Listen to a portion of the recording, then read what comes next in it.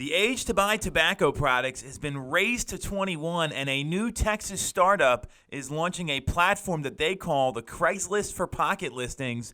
Tune into Toole Time right now.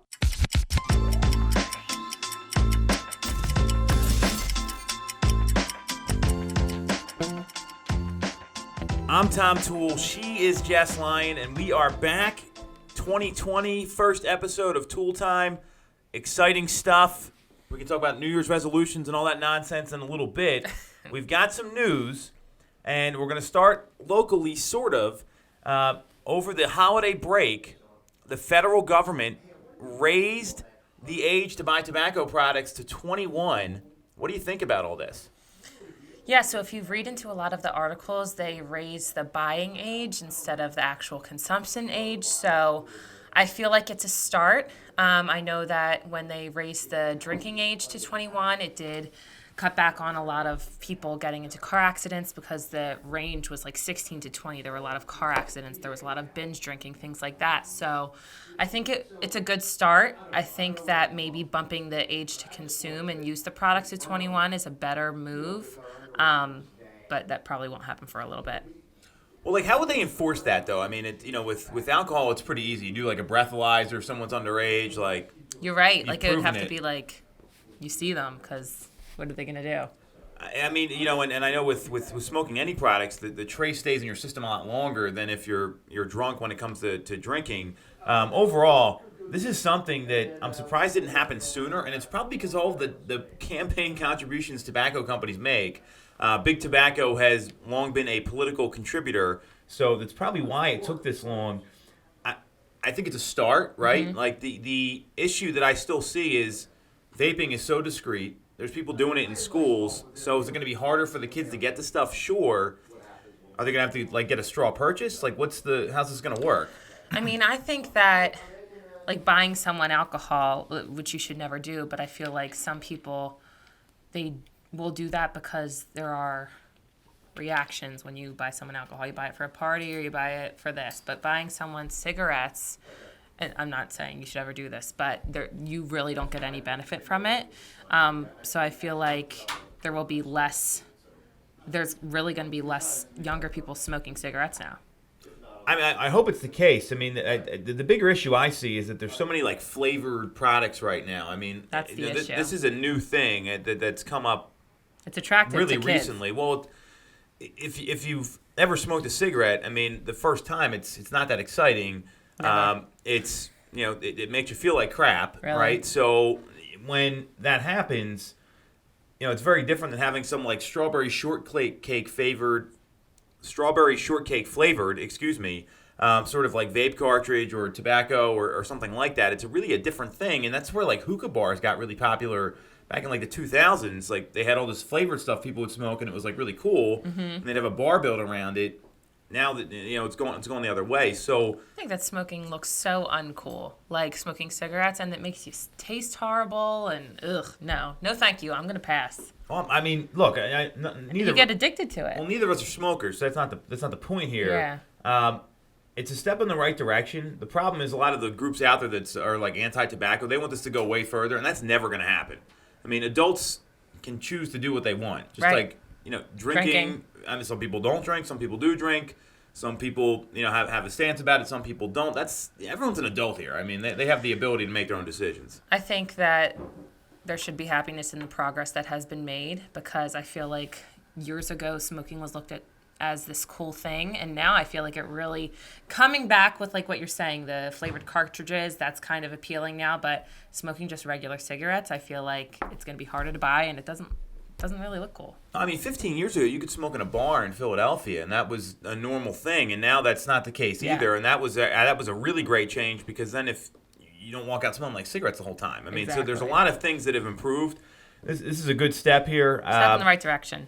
I mean, it's something that's probably needed because, I mean, with all the sicknesses going on and how concentrated those things can be, it can be really problematic. So good job by Washington for doing something right for once. So way to go, guys. More interestingly, couple pieces of tech news coming out of the real estate world. So there's a company, Offer AI.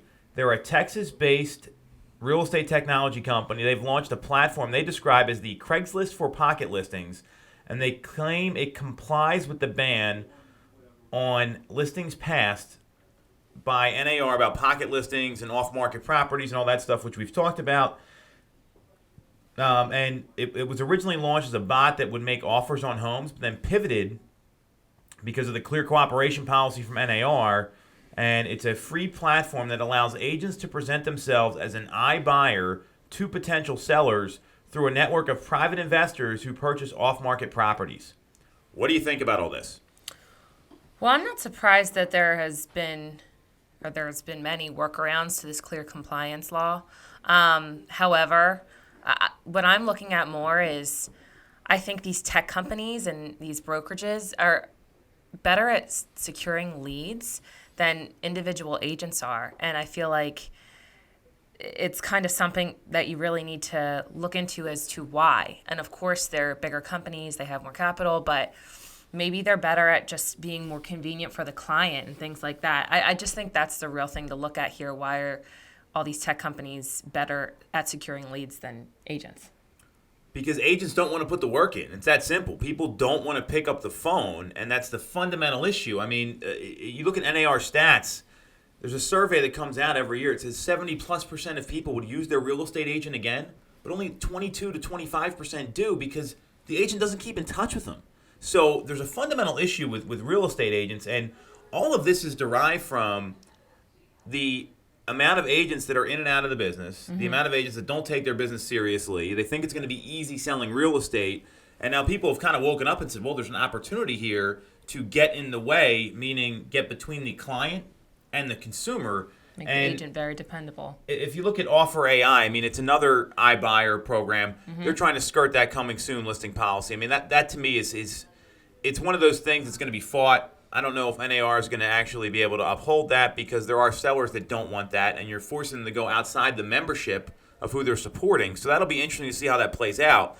Well, I mean, we've talked about this, though. I mean, someone that wants a pocket listing and has an agent that knows how to market it, which can be done, and some markets it's a little more prevalent than others.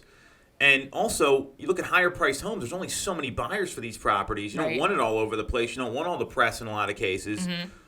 There's agents that know how to do this stuff, and now NAR has this ban on clear cooperation, saying it has to be in the MLS. And their options are to either use someone who's going to put it on the MLS, or get fined like you will with Bright $5,000, or go with someone who's not part of the MLS. So NAR is kind of alienating their policy here. That's not the story here. The story to me is this, that it's another sort of iBuyer platform that's evolving. And then on top of that, you had EXP came out this week. They have an iBuyer platform in 12 states that just launched. It's called Express Offers. It allows EXP to scale the platform quickly, going from 1 state to 13 states in less than 3 months. And they've launched in California, Arizona, Colorado, Florida, Georgia, Idaho, Illinois, Nebraska, Nevada, New Mexico, Texas, Utah, Virginia. And they want the program in all 50 states.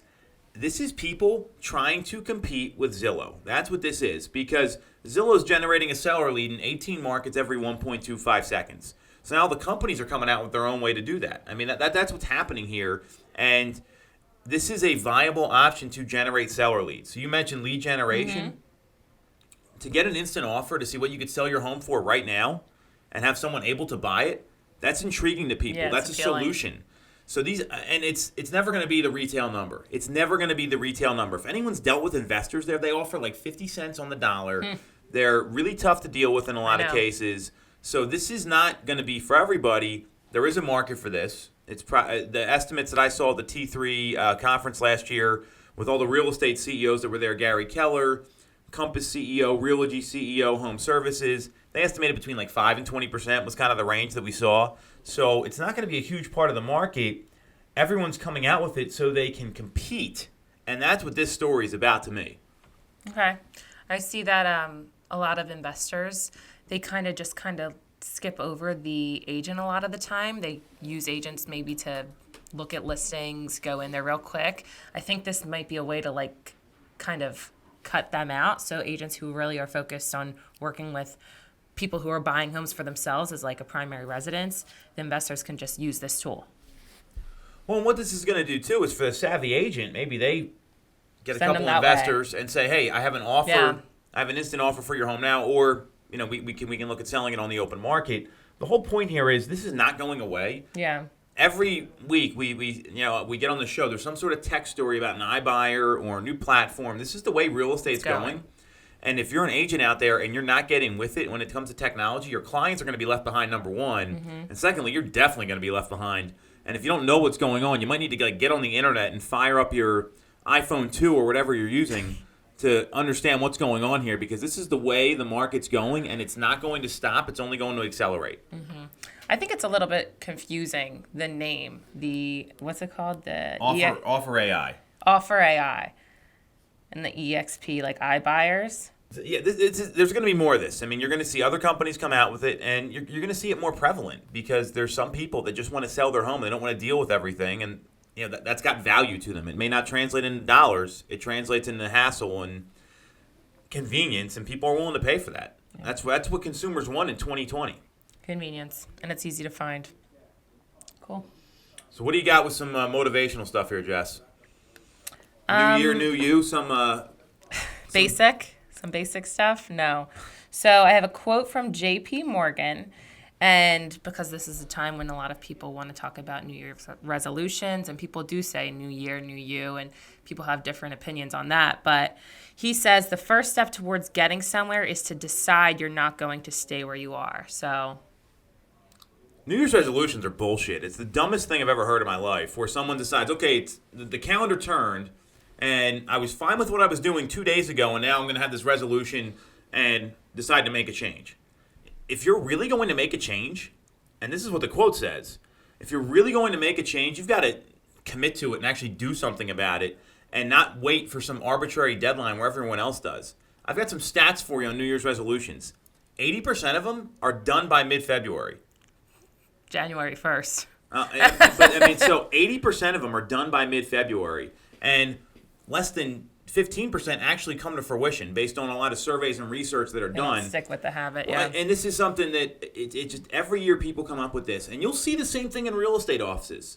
It's very quiet here right now. Mm-hmm. The only people that have been working here have been us and our team and a few other agents, but definitely not the majority.